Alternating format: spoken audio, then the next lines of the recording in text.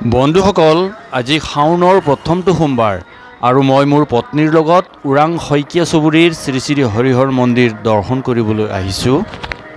আটক ধুনীয়া শ্ৰী শ্ৰী হৰিহৰ মন্দিৰৰ পশ্চিম ফালৰ বাৰাণ্ডাত এনেদৰে চাকি ধূপ দীপ আদি অতি ভক্তিভাৱেৰে ইয়াত জ্বলোৱা হয়।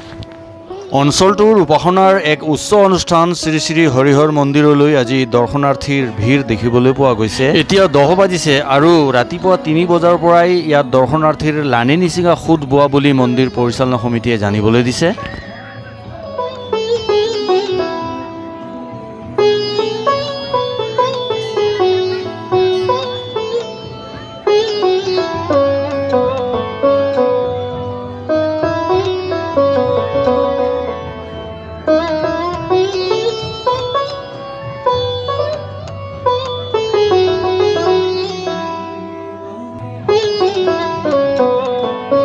বহু সময় লাইনত থকাৰ পিছত এইবাৰ মই যেনে তেনে এয়া সপত্নীক মই মন্দিৰ দৰ্শন কৰিবলৈ আগবাঢ়িছোঁ আৰু মই প্ৰভু ভোলেনাথক সেৱা কৰিছোঁ। এনেদৰে গাখীৰ পানী অৰ্পণ কৰিছোঁ।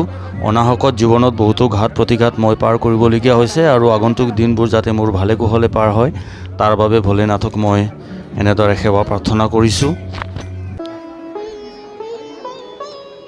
মন্দিৰৰ গাতে লাগি থকা সংকটমোচন শ্ৰী বজৰংবলী ভগৱানৰ প্ৰতিমূৰ্তিটো আমি সেৱা প্ৰাৰ্থনা জনালোঁ।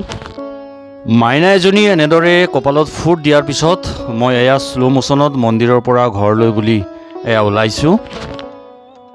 এনেদৰে চেলফি এটাৰ যোগেদি আজিৰ আমাৰ এই দৰ্শন সামৰিছোঁ।